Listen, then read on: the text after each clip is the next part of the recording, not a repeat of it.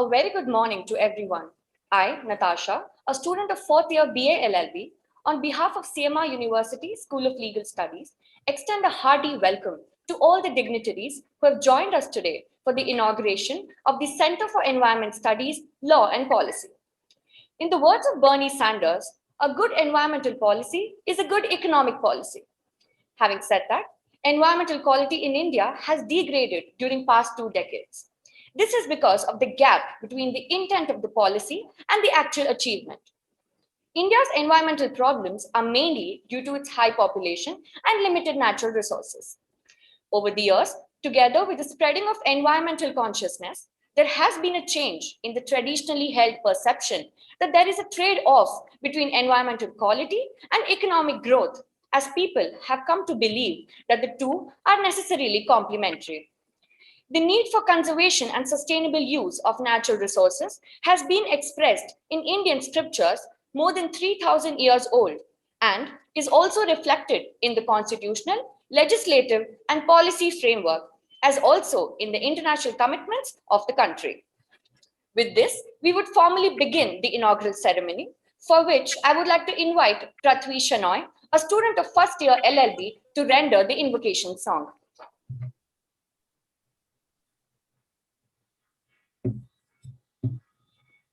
गाइए गणपति जगवंदना गाइए गणपति जगवंदना शंकर सुवन भवानी नंदना शंकर सुवन भवानी नंदना ओ गाइए गणपति जगवंदना सिद्धि सदन गज वदन विनायक सिद्धि सदन गज वदन विनायक कृपा सिंधु सुंदर सबलायक कृपा सिंधु सुंदर सबलायक ओ गाइए Ganpati जगवंदना. Thank you. Thank you, Prithvi. Now, I would like to invite Alonsa, a student of fourth year BBA LLB, to deliver the introductory speech for the event. A very good morning to our distinguished guests, beloved Dean Sir, respected Vice Principal Sir, faculty, and my fellow students. On behalf of CMR School of Legal Studies, it is my absolute privilege to introduce to you our very own Center for Environmental Studies on Law and Policy. Environmental law is a collection of laws and regulations that governs how humans interact with the environment. The purpose of environmental law is to protect the environment and control the use of natural resources. Environmental pollution and degradation is one of the greatest problems faced by the world today. It is mainly attributed to human activities such as industrialization, urbanization, among others. Therefore, it is our humanitarian duty to conserve our selfless environment for the survival as well as well-being for our future generations. CMR School of Legal Studies has initiated to establish a Center for Environmental Law. The center was created in February 2021 with an aim to promote legal education in the field of environment and law. The vision of our center is to nurture a sense of responsibility towards environmental protection and preservation. Our quest is to spread awareness in environmental policies and knowledge through various community outreach programs, to commit to excellence in research and knowledge transfer, to collaborate on mutual interest and provide a forum for discussion and learning in key environmental issues, and to encourage students to be eco-friendly citizens. Our objectives include to conduct research on various aspects of environmental law and policies in India as well as abroad, to share research output with major stakeholders, particularly policymakers, to inspire and educate students by providing hands-on advocacy experience and direct exposure to challenges of environmental law, to engage and collaborate with local communities and environmental groups, to champion reforms in environmental laws through pragmatic legislative proposals, and last but not the least, to strengthen access to justice by providing high quality legal research and participation in administration and court proceedings. That being said, our efforts will be channelized mainly in three ways. First is to provide free legal work and representation in environmental areas. Second is to provide clinical training in environmental law to students. And third, by contributing towards sustainable communities and environmental justice. I would also like to announce the activities that the center has proposed to undertake. The center will publish a quarterly newsletter on environmental law, which will include national and international news pertaining to environmental laws, recent judgments, and scholarly research articles. The center will conduct various on-campus activities to educate students on preserving and safeguarding the environment. The center will conduct certificate courses and provide internship to students in environmental law. The center shall also conduct conferences, seminars, workshops, guest lectures to encourage decision on various areas of environmental law. I would like to take this great opportunity to introduce to you the faculty in charge for the center, Dr. Seema Surendra. She has more than 22 years of experience teaching law at various reputable institutions across the country. She has previously served as an assistant professor at Amity Law School from 2009 to 2012 and as an associate professor at Vivekananda Institute of Professional Studies.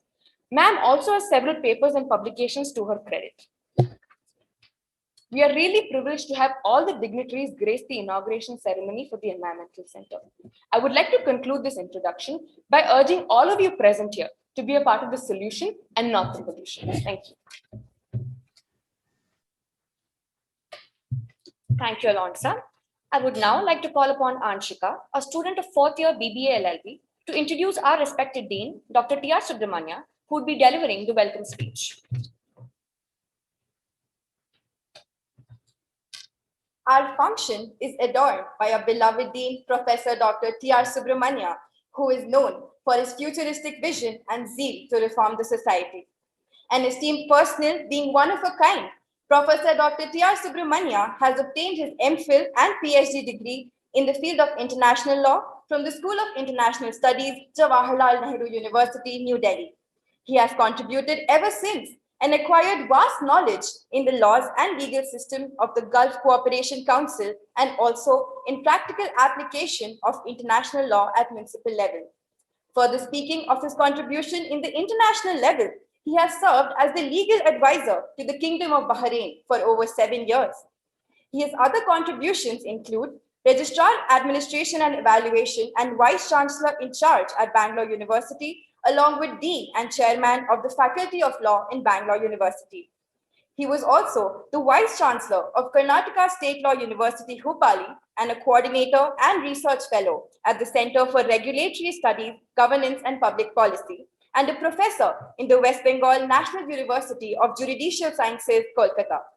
Professor Dr. T.R. Subramania is currently serving as the Dean of CMR University School of Legal Studies. We feel really privileged to have all of our dignitaries with us in the inauguration ceremony of Environmental Center at CMR University School of Legal Studies. We welcome you here, sir. Thank you, Anshika. I now request Sir to kindly address the gathering.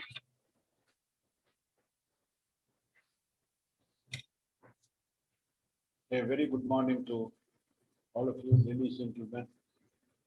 On behalf of the CMR group of institutions and on behalf of the Board of Management and members of the Academic Council, I deem it a great privilege to invite the Chief Guest of the day, Honorable Mr. Justice Siddhappa Sunil Dutt Yadav.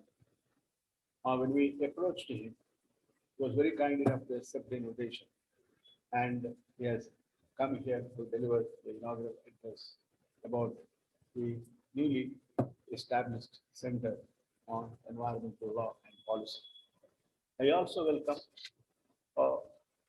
the Principal Secretary to the Ministry of Environment, Ecology and Sustainable Development, Mr. Vijay Kumar Goti.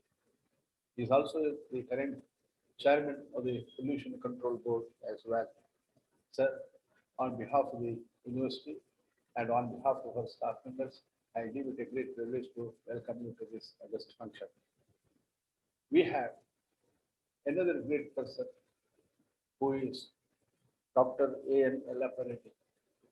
Ellappareddy is popularly known to everyone, even to a child in Bangalore.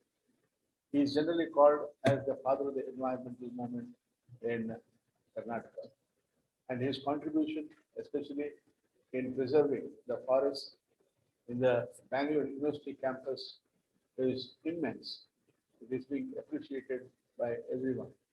Even in other areas, his contribution is well known, and it will be pointed out to you when the concerned the student representative who reads his CV. On behalf of the Board of Management, I deem it a great privilege to welcome our Honorable Chairman, Sri K.C. Ramamurthy, IPS, and member of the Rajya Sabha. Now, all these could happen and are happening because of the patronage and support which is being received by the university. On behalf of the university, again, sir, I thank you. In addition, they have all the office bearers starting from the Pro Chancellor, Provost, Vice Chancellor, and Registrar Administration, Mr. Praveen, and Mr. Professor Bhaskar Reddy, who is the Pro Vice Chancellor, and all the other dignitaries as well. I also welcome the respective deans of the different faculties in the CMR University, as well as the staff members of the CMR Law School and my beloved students who are pursuing their studies here. I welcome you one and all. I just intend to make one or two sentences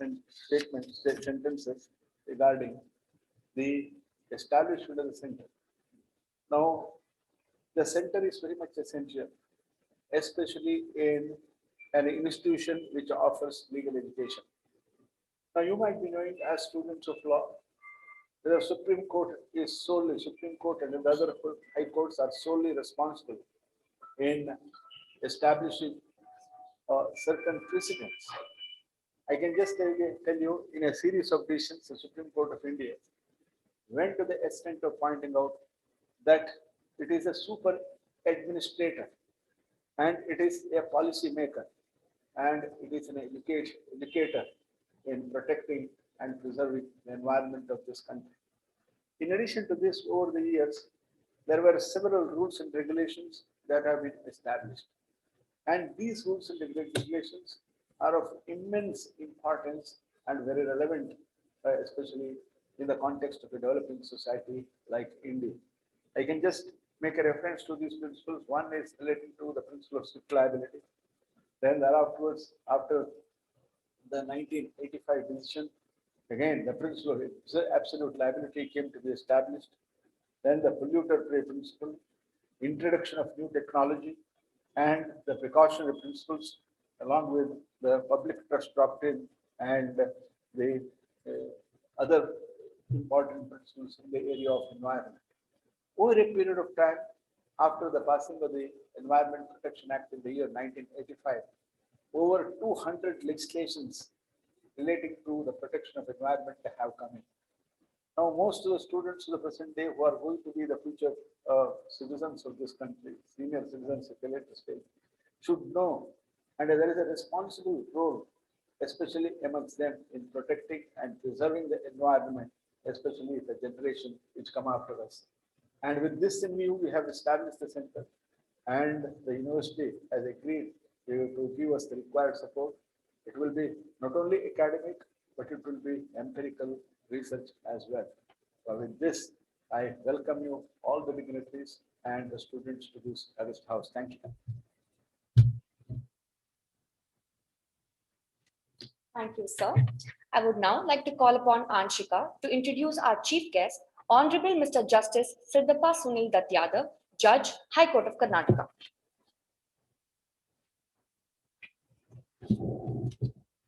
Honorable Justice Siddhappa Sunil Dutt Yadav was born in Bangalore in 1972 and studied law at the prestigious National Law School of India University, Bangalore. After graduating in 1996 as a gold medalist, he enrolled at the Karnataka Bar Council and practiced as an advocate at the High Court of Karnataka and various tribunals in Bangalore for more than 2 decades. Although his practice spanned a broad array of civil and appellate disputes, he was renowned for his expertise in property law and writ matters. He was impaneled as counsel for various governmental institutions and was even appointed special counsel for the NICE Corridor project. With a keen interest in social litigation and environmental protection, Justice Yadav appeared pro bono for numerous NGOs and poor litigants in disputes concerning the repurposing of lakes, prevention of deforestation, solid waste management, and rehabilitation of slum dwellers in Bangalore. Owing to his academic interest in the theory of law, he took part in various international conferences and summer schools, and even organized numerous workshops, all while being in active practice. At the age of 45, he was elevated to the bench and was later confirmed as a permanent judge at the High Court of Karnataka on 7th January 2020. We welcome you here, sir.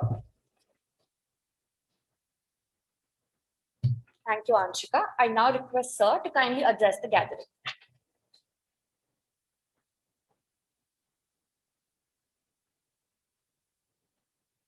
Sir, could you please unmute yourself, sir?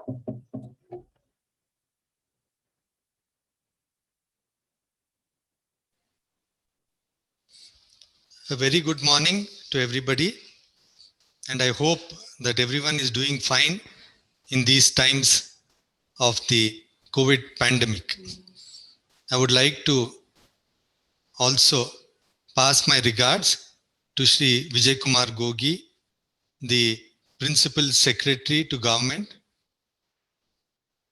and Chairman of the Karnataka State Pollution Control Board, to Shri Dr. E.N. Yellappa Reddy, a respected former bureaucrat and an activist, I could so say, to the management of the institution, to the chairman, to the pro-vice chancellors, registrars, the dean, Dr. T.R. Subramania, my young student friends, and the other audience. Environmental law consists of a wide variety of legislation, enactments, and provisions apart from judge-made law, which are chiefly concerned with the regulation of human activity concerning our natural environment and acts as safeguards to prevent and minimize environmental damage by effective management of the environment and its various interconnected ecosystems. With the growing public awareness of the importance of environment and environment-friendly procedures, the discipline of environmental law has emerged as a key area of study in the legal field. Without these laws, there would be no regulations concerning pollution, contamination, or even response to disasters, nor those polluting the environment could be held accountable. Some of the key areas where environmental law operates, including air and water pollution management, waste management, sustainable use, biodiversity protection, amongst others. The Stockholm Conference of 1972, followed by the Bhopal gas tragedy, sparked the discussion on environmental law in our country. The Ramsar Convention and the Kyoto Protocol further strengthened our environmental law discourse. Environmental protection, management and control of pollution is not limited only to an individual or a group, but society as a whole, leading to a common goal of sustainable development. By now, the awareness about the environment, sustainable development, matters relating to pollution, waste management has increased manifold and contributed to the march of environmental jurisprudence. As Lord Wolfe in one of his papers stated, while environmental law is now clearly a permanent feature of the legal scene, it still lacks clear boundaries. The modern history of environmental jurisprudence in India can be traced back to the enactment of Water Act in 1974, followed by the 42nd Amendment to the Constitution in 1976, which came into effect in 1977, which incorporated in the Directive Principles of State Policy, Article 48A, and also incorporated Article 15(1)(a)(g) as a fundamental duty of every citizen. Both these articles unequivocally provide for protection and improvement of the environment. This was followed by the enactment of the Air Act in 1981. Following the Bhopal gas tragedy in 1984, there was a need to develop an umbrella law for environmental protection, which led to the enactment of Environmental Protection Act 1986. The discussion on environmental jurisprudence is incomplete without the work of NGOs and notable activist lawyers like M.C. Mehta. The infamous oleum gas leak case instantly revived the horrors of the Bhopal gas tragedy, following which the Supreme Court suggested that the government evolve a national policy for the location of toxic and hazardous industries, and that it should be set up as an independent center with professionally competent and public-spirited experts to provide scientific and technological inputs. The conclusion arrived in this case, a notable feature of Indian environmental jurisprudence, is the principle of absolute liability. This was followed by a number of public interest litigation initiatives being made with respect to protecting the environment from hazardous industries, illegal quarry mining, harmful development projects, etc. The mid-19th saw the Supreme Court recognize some internationally accepted and important principles in matters pertaining to the environment. This period also saw the Supreme Court rely more and more on Article 21 of the Constitution and give an expansive meaning to environment, taking within its fold the quality of life as distinguished from a mere animal existence. This is really the period when environmental jurisprudence began to come into its own. Landmark cases like the Indian Council for Enviro Legal Action and others versus Union of India, 1996, 3 SCC 212, and Vellore Citizens Welfare Forum versus Union of India and others, 1996, 5 SCC 647, led to the incorporation of internationally accepted environmental law principles such as polluter pays principle, precautionary principle, sustainable development, and other principles including principle of intergenerational equity, the public trust doctrine, have been borrowed and made a part of the law laid down by virtue of the law laid down in various decisions by the Supreme Court under Article 141. It would not be out of place to state that environmental regulations are merely a minor part of the whole system of administration of justice, and judge-made law, including the vital principles as referred to above, have formed a larger part of the legal regime governing environmental jurisprudence. Similar principles were recognized as regards to air and water pollution through landmark cases of vehicular pollution in Delhi, filed by Sri M.C. Mehta, and also the Narmada Bachao Andolan case, respectively. The jurisprudence was further developed when environmental law principles were applied to cultural heritage protection in the famous Taj Trapezium case. In 2006, a comprehensive national environmental policy was developed to infuse a common approach to various sectoral and cross-sectoral, including fiscal approaches to environmental management. This was in response to our national commitment to a clean environment and constitutional mandate to share responsibility and forge a partnership between state and the people realizing it. While conservation of environmental resources is necessary to secure livelihoods and well-being of all, the most secure basis for conservation is to ensure that people dependent on resources obtain better livelihoods from fact of conservation than from degradation of resources. The enactment of the EIA policy and establishment of the National Green Tribunal in 2010 to adjudicate cases relating to environmental pollution and management is a significant leap in our environmental jurisprudence, leading to quicker and speedier disposal of disputes, holding the polluters accountable and moving towards the goal of sustainable development.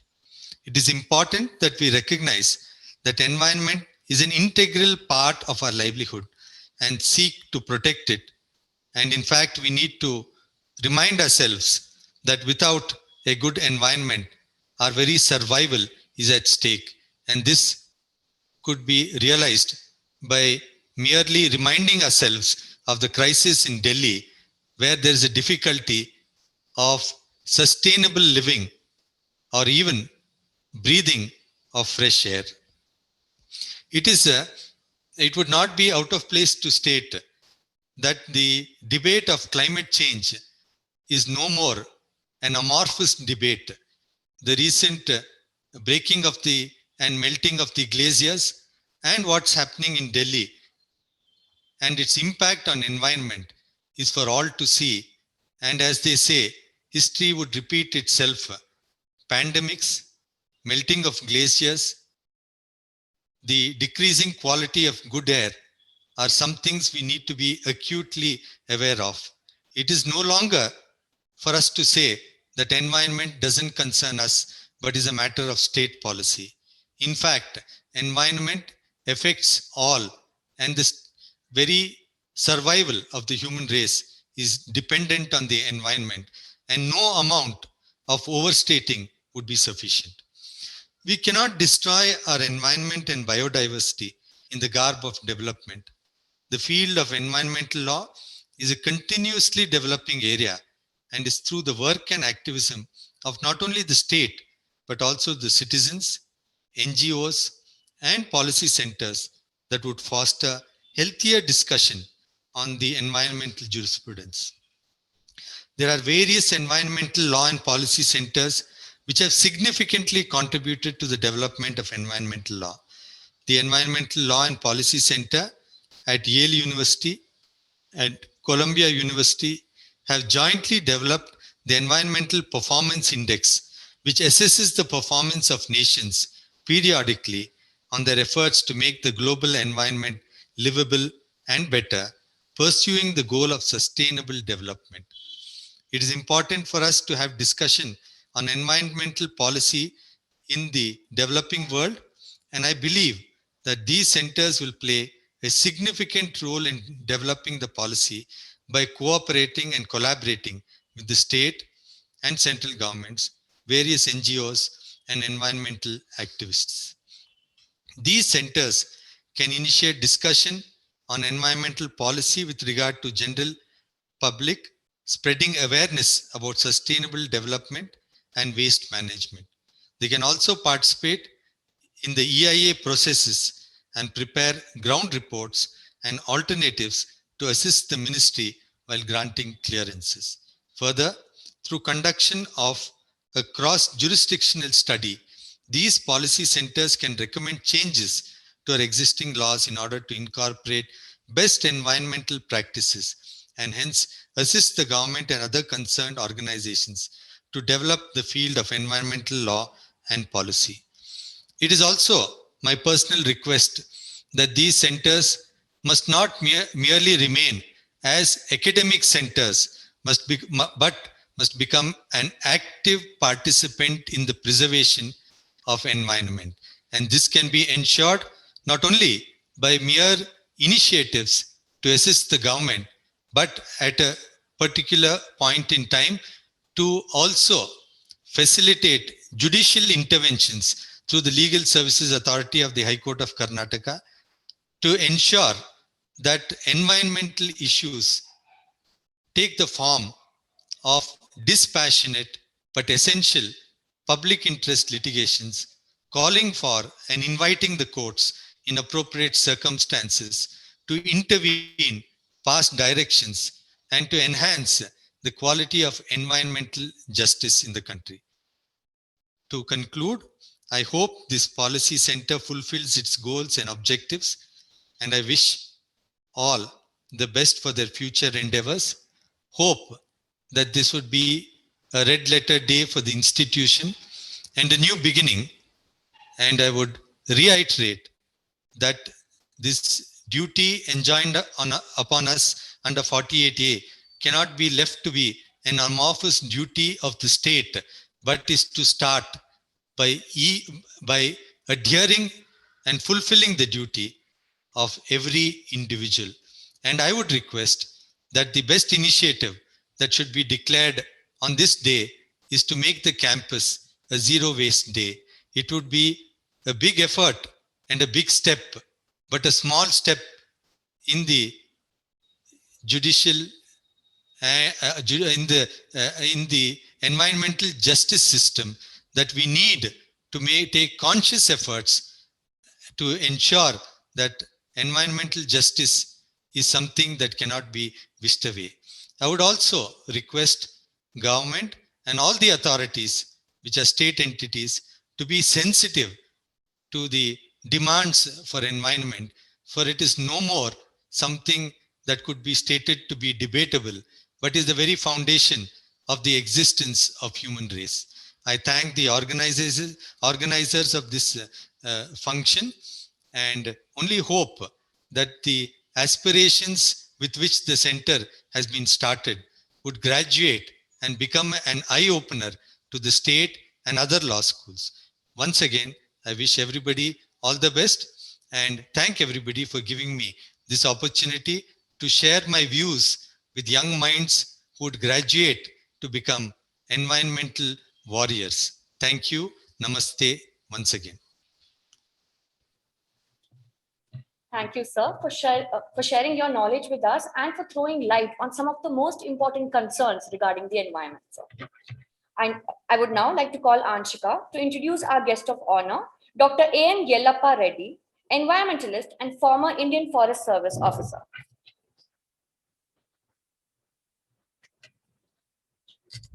Dr. A.N. Yellappa Reddy was posted in Karnataka and served in various capacities in the state. His area of interest was conservation of natural forests and protection of endangered animals and plants of Western Ghats. His contribution towards protection and conservation of environment has been immense and is well known to everyone. He developed innovative nursery techniques for over 150 native species of Western Ghats of India. He successfully developed and implemented innovative eco-restoration technologies and biostrategies for restoration of the most degraded areas of Western Ghats. He has revived areas of original native vegetation by adopting appropriate enrichment techniques. In addition, during his tenure as the conservator of forests, he established several herbal gardens, sacred groves, and pavitra vanas by dwelling into ancient literature and in consultation with experts in the field of Ayurveda and local health traditions. He has also organized and chaired national level conferences on medicinal plants and prepared action plan for in situ conservation and ex situ establishment of endangered evergreen forest ecosystems. He has organized and chaired national seminars on ornithology and bird conservation as well. He has presented over 150 technical papers on tropical forests and authored a number of books. During his tenure as the conservator of forests and later as the secretary government of Karnataka, he worked extensively for restoration and protection of lakes and rivers of the state. He has also initiated an action plan for preventing pollution of lakes and riverine ecosystems. He was actively associated with the Wetlands Survey and the Waterfowl Census of the state from 1987 to 1996 and was instrumental in identifying the causes of pollution of lakes and rivers and initiated suitable action plan for restoration of freshwater ecosystems in the state. Sir has held various posts like Governing Council Member of Foundation for Ecological Security of India, Member Karnataka High Court Lok Adalat, Chief Advisor to Bangalore University Biodiversity Park, Chief Advisor to Agastya International Kuppam, Chairman, Bangalore Corporation Biodiversity Board, faculty in National Law School of India University, faculty in IIM Bangalore as well. Under the unique project Biodiversity Park in Janana Bharati campus, he has initiated soil conservation and rainwater conservation of campus and planted 3 lakh indigenous medicinal and aromatic plants. In recognition of his meritorious service to the cause of conservation in the state and in appreciation for his expert service to the greening and preservation of the campus land, Bangalore University was privileged to confer upon him the honorary degree of Doctors of Letter. He has also been awarded the Indira Priyadarshini Award for his achievements in the field of forestry. We are indeed privileged to have your presence amongst us, sir. We welcome you. Thank you, Anshika. I now request Sir to kindly address the gathering.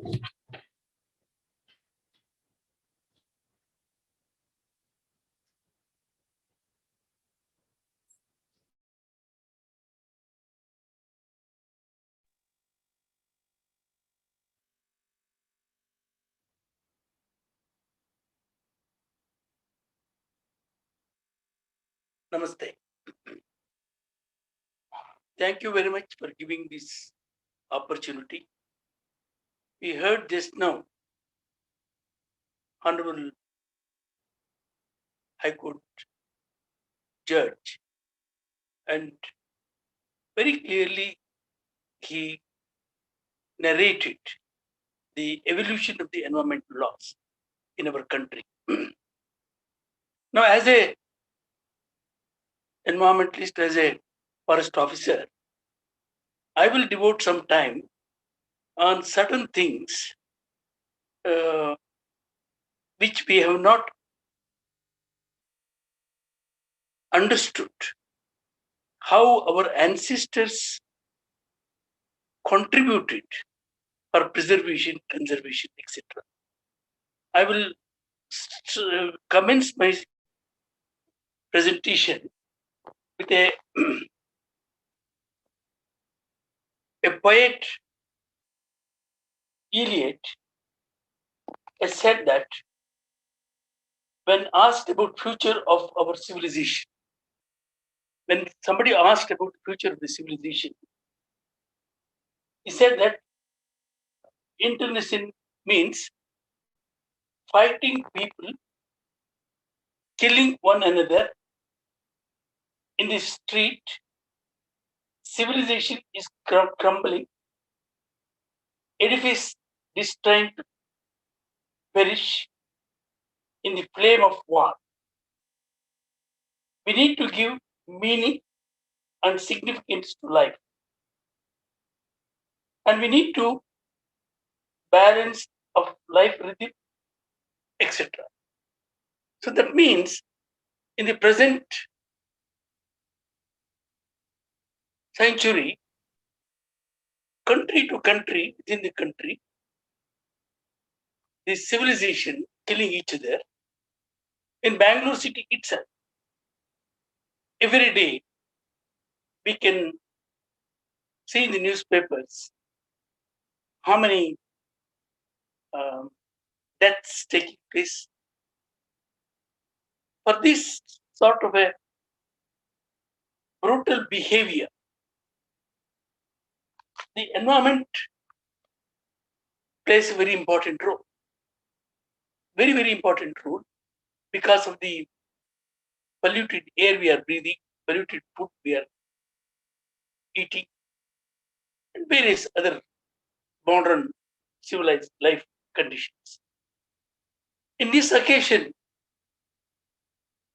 I would like to inform not only the Bangaloreans and also the citizens of our country. Bangalore Environment Trust has taken an initiative to trace the history of Lal Bagh. Mr. Tiruvadi, one of our trustees, have traced the history of Lal Bagh. In that, this is the book, This book is available in Lalbagh as well as in with the BT Trust.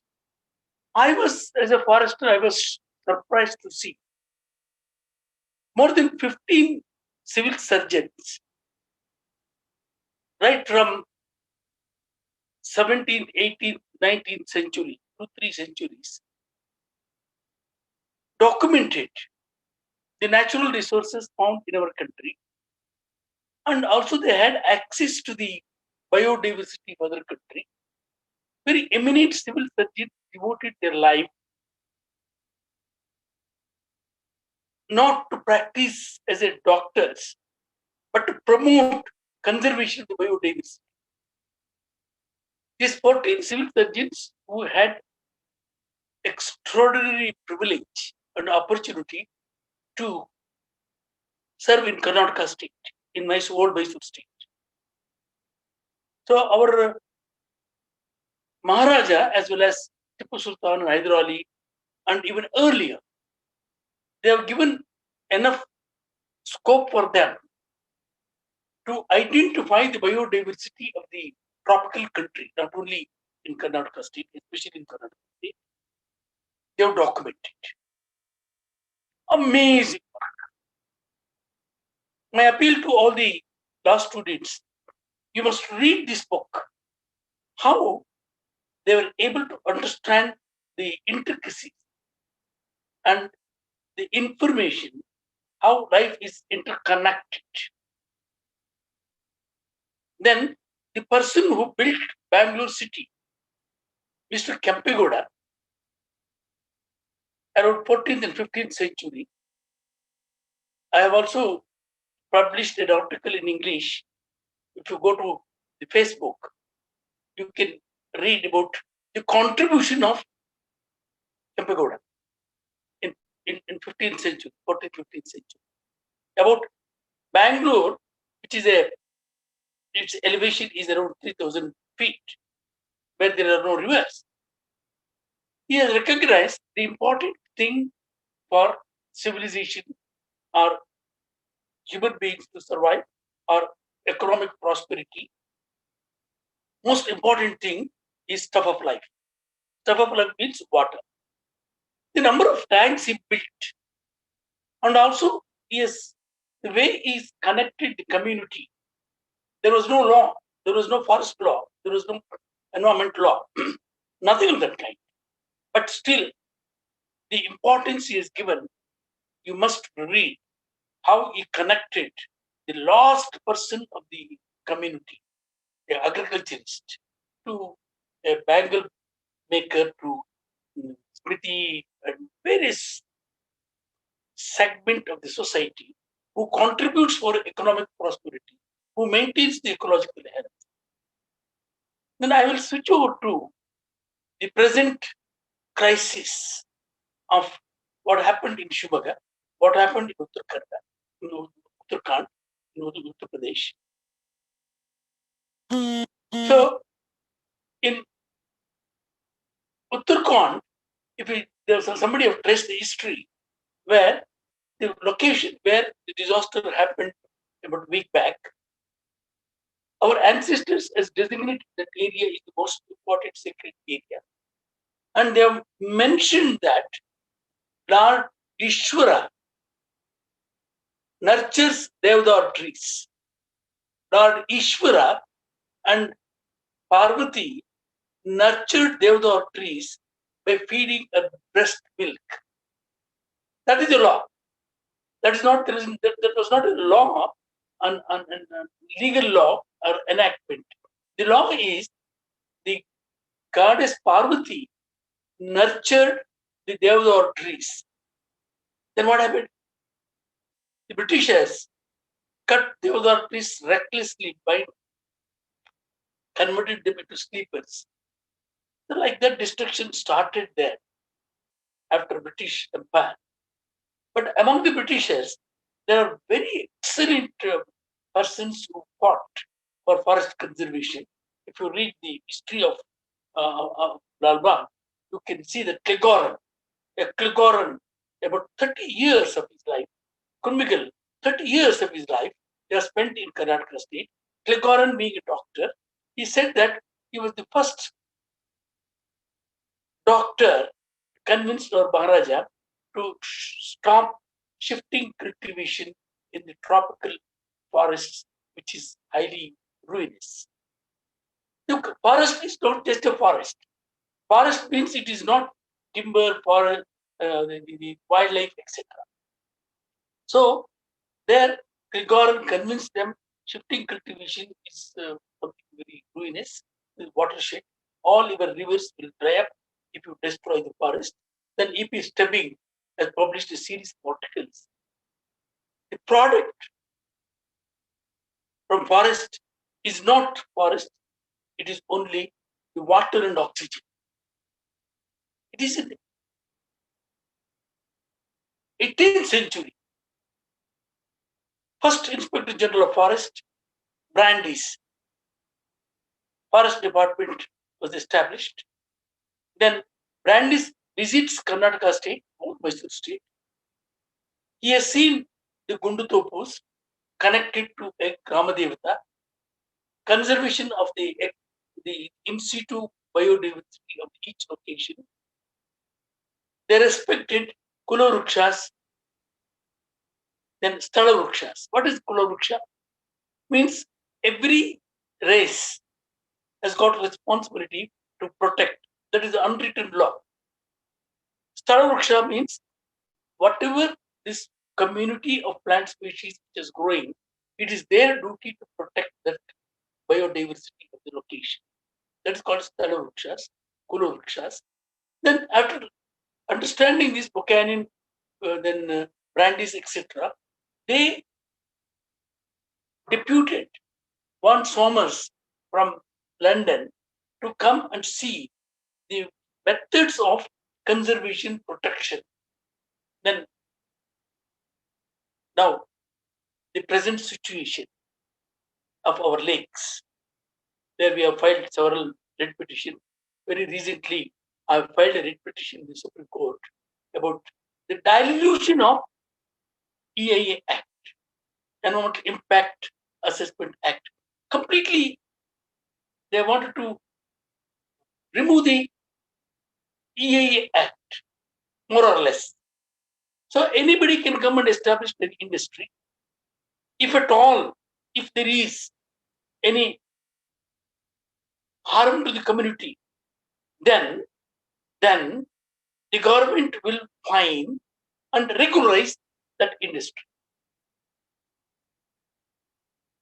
So that act is something which a lot of discussions is going on, and you as young lawyers should try to understand this type of liberalization. SEZ. SEZ means socio-economic zone. They have completely diluted the law, authorized the concerned industries. Environment law is not applicable. Labor law is not applicable for them. So like that, several opportunities were given to the outsiders to come and establish the polluting industries. So SEZ, now even coastal regulation zone also, they are trying to allow all kinds of industrial activities.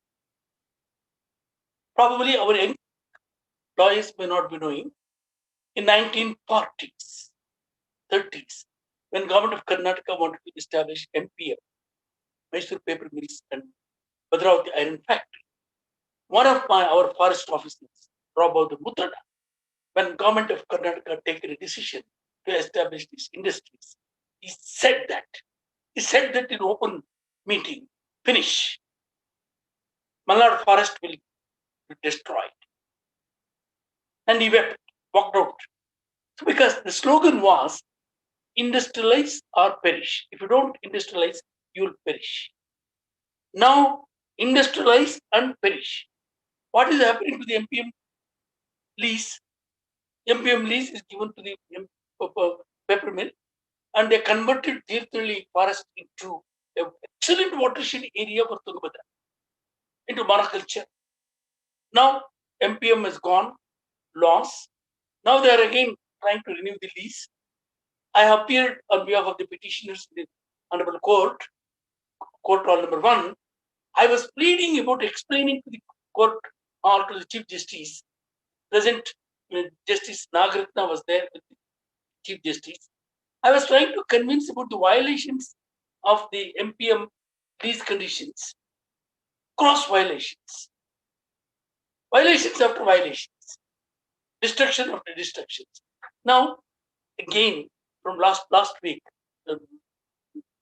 fortnight back, the government of Karnataka wanted to renew the lease of monoculture instead of rejuvenating and restoring the ecosystem of the Tungabhadra River for watershed.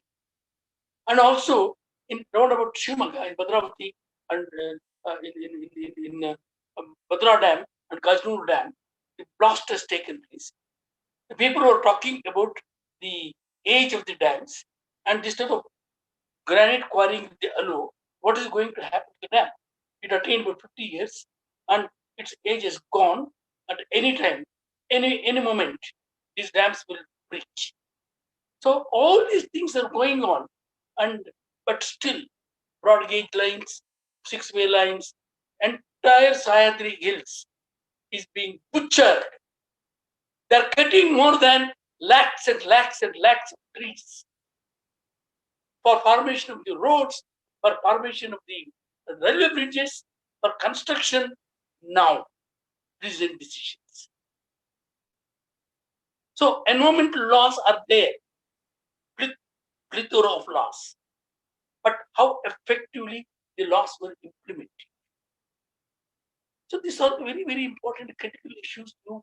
I'm very, very happy the CMR Institute has thought of this, and Dr. Subramaniam is an eminent scholar with vast experience and with one of the great scholar and person with a lot of concern and integrity.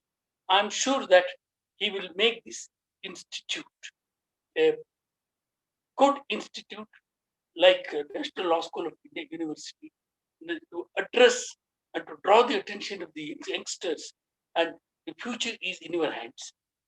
If you don't come out, and the multinational companies will attract you with power, with money power, and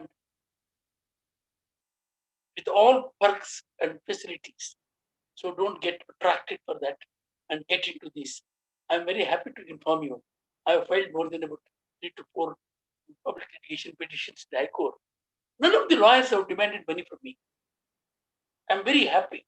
There are such genuine people and they are helping us in fighting these causes. And most of you should take this subject, not fully, at least about 10 to 20% of your time, and your time should be given for these type of causes. And we cannot afford to pay that much of fees in Supreme Court and also in High Court. But in Supreme Court also, they have supported me, and my writ petition is admitted. And also in the High Court, they have several writ petitions they have filed, Bengal Environment Trust on Tree Act and EP Act and various other things. The court also is positively responding, and I'm very, very happy to involve in this occasion to talk to the youngsters. So if I get an opportunity, I will come and personally meet and interact with you. And certainly we are heading for some sort of a, what do you call, ecological disaster, environmental collapse. Then Stephen Hawking has said that we are heading for 6th extinction. We are heading for by 2030, 2020 taught us a lesson of COVID. 2030, everything will be geometrically, it will increase pollution, diseases, poverty, everything will be multiplied geometrically. So Stephen Hawking predicted by 2100, the 6th extinction will finish. But we are really hastening this process. Thank you. Thank you very much.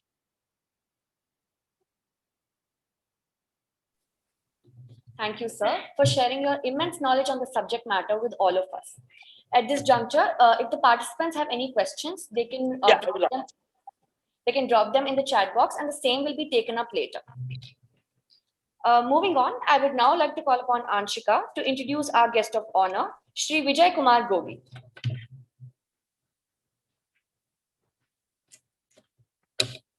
Shri Vijay Kumar Gogi, IFS, has held various positions at Government of Karnataka, especially at the Forest Department of Environment.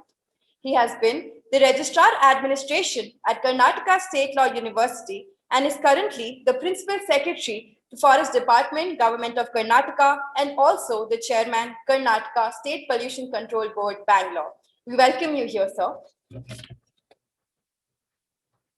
Thank you, Anshika. May I now request sir to kindly address the gathering. Good morning to all the participants.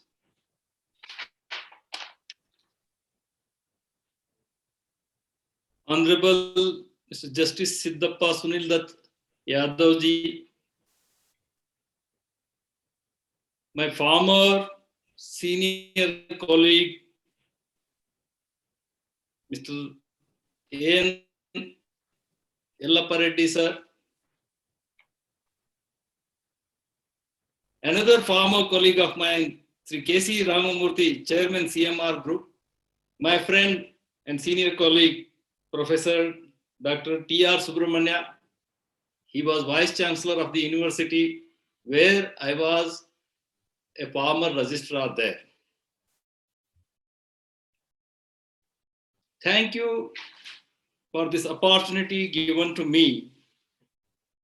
Center for Environmental Studies, Law and Policy are inaugurated.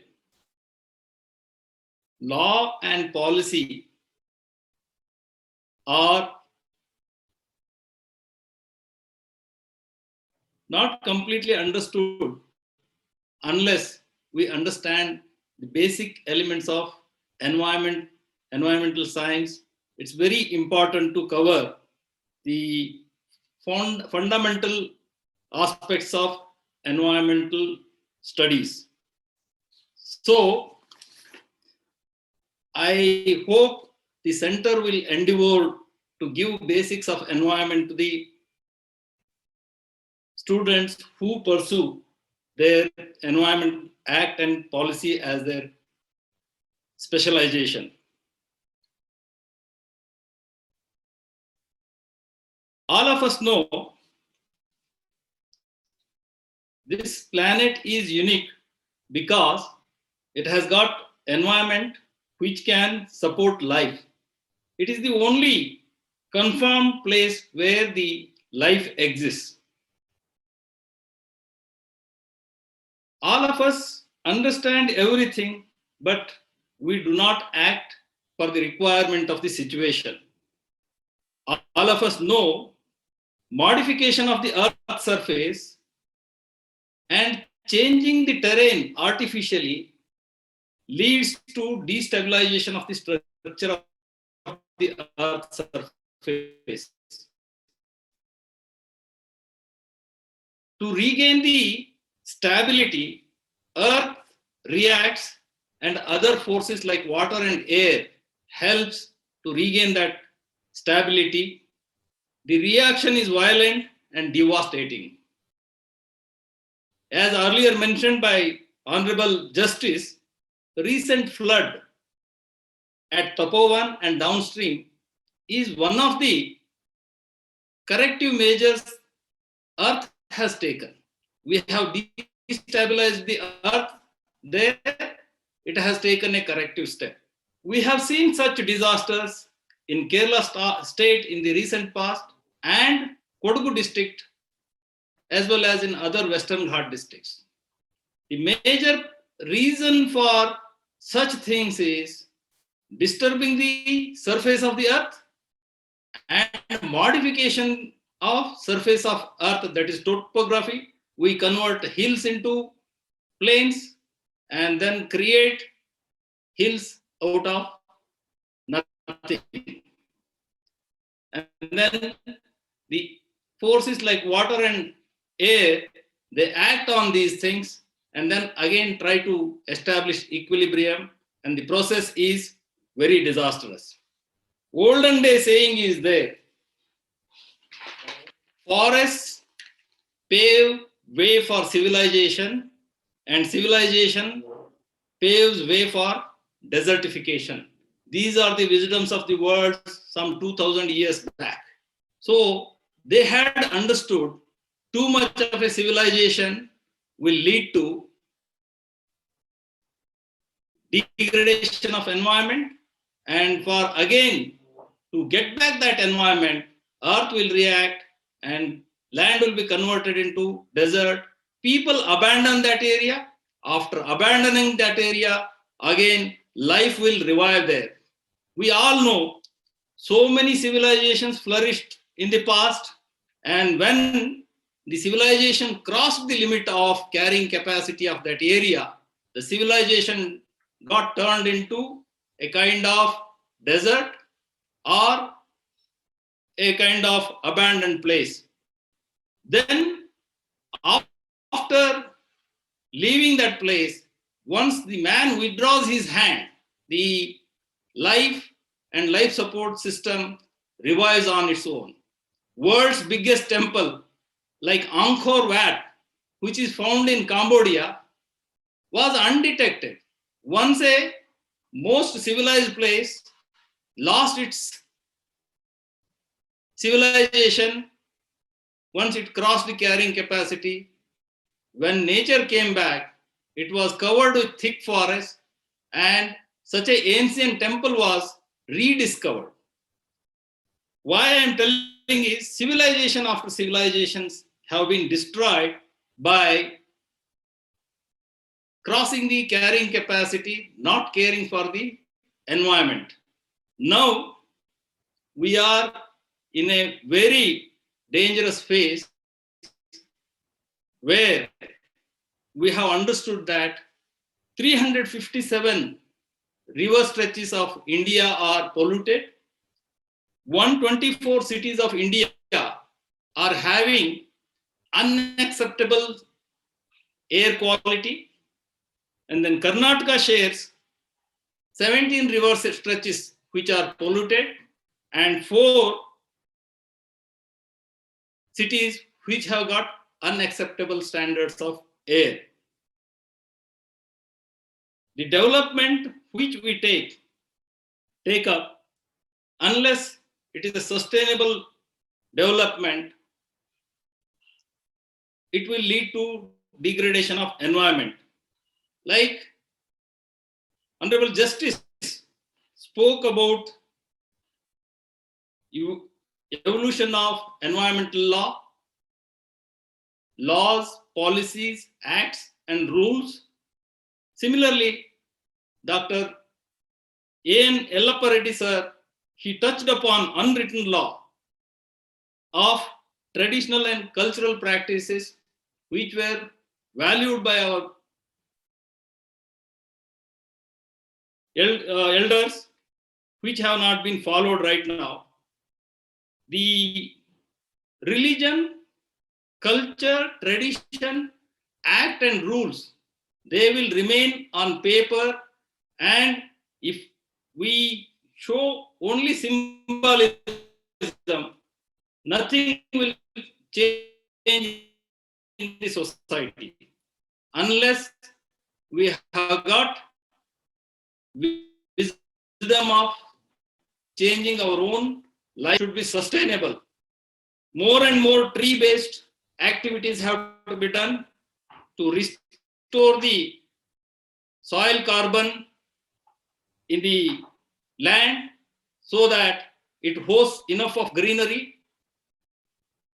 Photosynthesis is the only source of food and all facilities for all the life forms on this earth.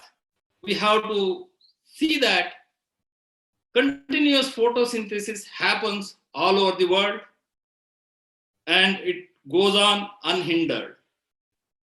For one example, I will quote, there are pollution-free areas on this globe.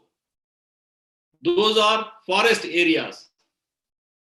Actually, earlier I said, forest paves way for civilization and civilization paves way for desertification. Another quote I will give you, garbage and sewage are byproduct of civilization because these things are not found in forest areas. Actually, Forest Acts, Wildlife Act, and Biodiversity Act, these are the mother acts for environment. For one reason, these are the preservers of the environment because good environment has got status quo in forest, wilderness, and where biodiversity areas are there. Other environmental acts like Water Act, Air Act, and Environmental Protection Act, they come to the rescue of the human beings once the disaster is struck, where we have degraded the environment. To regulate that, to control that, these acts will come handy. But it's all the more important that Forest Acts, Wildlife Act, Biodiversity Acts are honored by the people and people at helms of affairs. Whatever we do with Environmental Protection Act, Air Act, and Water Act, if it is not clubbed with honoring the Forest Act, Wildlife Act, and Biodiversity Act, it will be a war in vain. So, first, status quo has to be maintained in certain parts of the world so that ecological services are flowing freely to the human beings as well as other life forms. After all this invention of science and technology and all that, even after founding so many religions in the world, only source of drinking water is water flowing from forest areas. Hence, forests have to be attached highest importance. Maybe they are holier than religion.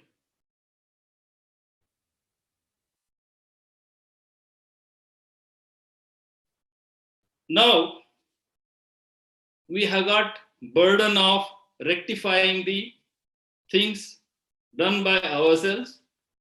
Unless planning processes are put in place and adequate resources are provided to address the requirement of arresting the environmental degradation and mitigation of pollution, it cannot be achieved easily. In my view, all the governments, that is local governments and district governments, state governments, and national governments are not providing adequate resources for protection of the environment, arresting the degradation, and mitigation of pollution. Requirement of the society has to be understood. Exactly, to tell one example, what is the total sewage generated? How many STPs are functioning? Whether they are functioning at all, and how much more capacity has to be expanded, and in what time frame this goal has to be achieved. Similarly, for solid waste management, similar planning is required. Unless planning process is taken to logical end and adequate resources are earmarked, the task cannot be achieved. So, planning process is very, very important. Another example I will quote, mixing of the zones. I have seen hospital and a foundry coming up adjoining to each other. A school and an industry coming adjoining to each other. A government office and industry coming adjoining to each other. Such mixing of zones which have got silent zone, residential zone, commercial zone, industrial zone, and noise pollution takes toll on each other. Planning itself, if it is wrong, it will take a heavy toll on the regulators to sort out these smaller issues of conflict between two activities and two zones. The planners should care for the requirement of preservation of environment, and sustainable development should pave way for the unstructured development. There are heartening stories that Karnataka has achieved required production of non-conventional green energy sources. Roughly 6,000 megawatts of power are produced by solar energy. Another 3,000 megawatts of power are generated by solar energy, and Hydel contributes another 2,000 megawatts. Our total requirement of energy is 12,000 megawatts. So out of 12,000 megawatts, we are meeting 11,000 megawatts from greener sources. However, these sources are not adequate because they are not continuous supplier of the energy. Wind is seasonal, solar is only diurnal. In the night, we need to bridge the gap of non-availability of these sources. Only to the extent the gap is there, thermal power is produced and gap is bridged. This is one way of achieving a sustainable energy production and utilization of energy. And nowadays, electric vehicles have come to the fore, and more usage of electrical vehicles may bring down the pollutions in the city. And 4 non-attainment cities which we have got in Karnataka, the air quality may become acceptable. But however, adopting certain good practices of not burning solid waste, etc., can contribute to the betterment of environment. I congratulate the organizers of the function for having taken the initiation of establishing a Center for Environmental Studies, Law and Policy. I wish them all the best, and I hope their approach towards environment will be a holistic one, and whenever help of the government or pollution control board or forest department is required, we are eager to assist them to enhance their understanding about the environment in a holistic manner. With these words, I thank the organizers for having given me this opportunity to share my thoughts on the occasion of inauguration of this Center for Environmental Studies.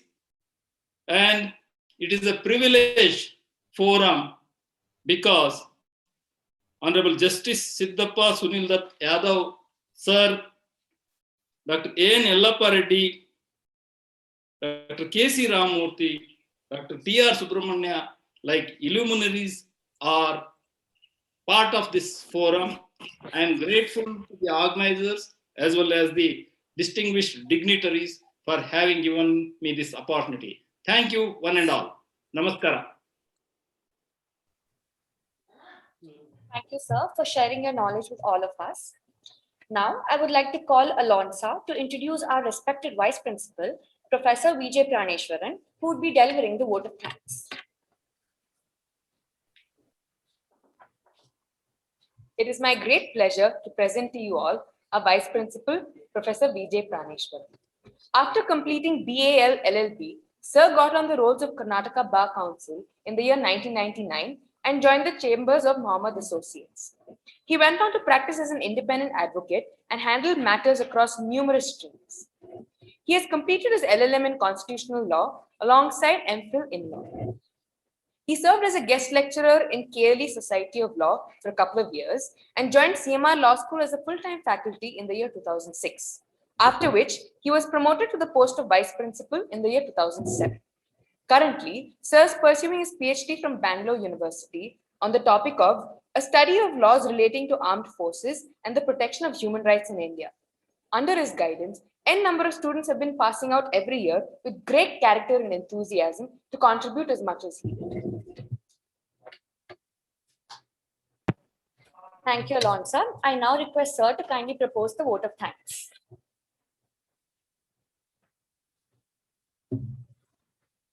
Thank you very much.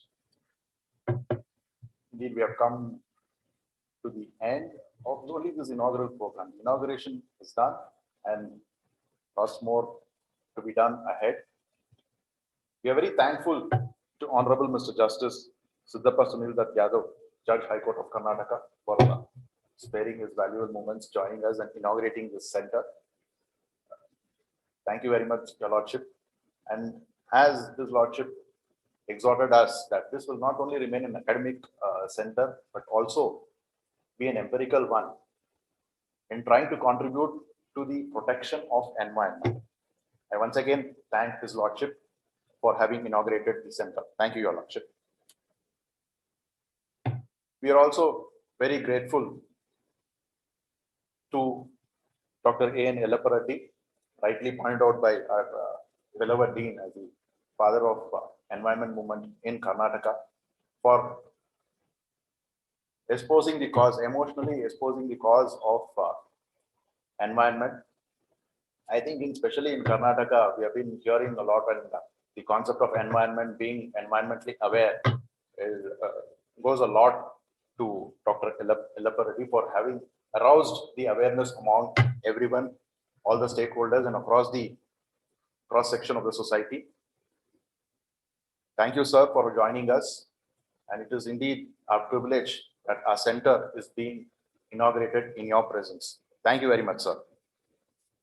We are also grateful and thankful to Shri Vijay Kumar Gogi, IFS, Principal Secretary to Government of Karnataka, and Chairman, Karnataka State Pollution Control Board, for joining us, sparing your very valuable moments and taking us through the various efforts that are being done to protect the environment and espousing the cause of the environment. Thank you very much, sir. We will indeed take all the necessary help from the department and work together in making the environment safe and secure for all of us and the future generations. Thank you very much, sir.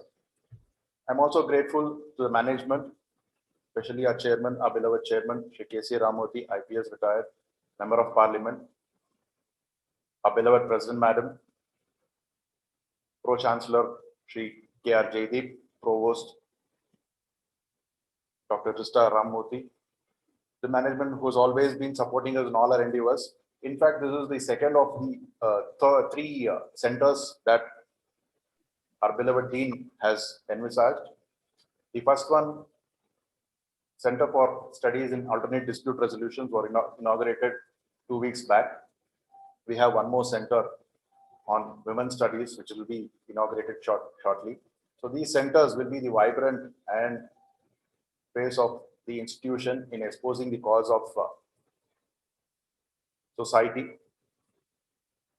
We are also thankful to the authorities of the university, the pro-chancellors, Dr. Bhaskar Reddy, Dr. K.R. Suresh, and Registrar Dr. Praveen, for helping us and providing the necessary infrastructure and cooperating with us. We are also thankful to all our faculty, all the deans and directors of other institutions for being present and supporting us in all our endeavors. I'm also thankful to our faculty and students. We need to remember that, especially students, that we can all contribute to the development of, or rather protection of, environment in our own way. The smallest way is planting trees wherever possible, secondly, disposal of waste, especially plastic. Let's remember not to dispose plastic wherever we want, and especially in drains. These are small things which can go a long way in protecting the environment. Thank you, students, for joining us. Please expose this cause, a very serious matter. The concept of environment is not to be remaining only on papers and as academic discussion forums, but it has to be more empirical, and it starts with each one of us, each individual as citizen of this country and as a unit of this universe. Also very thankful to the volunteers who have made this event a grand success, and all the technical service providers who have ensured that this event goes off smoothly. Thank you one and all the best to the center.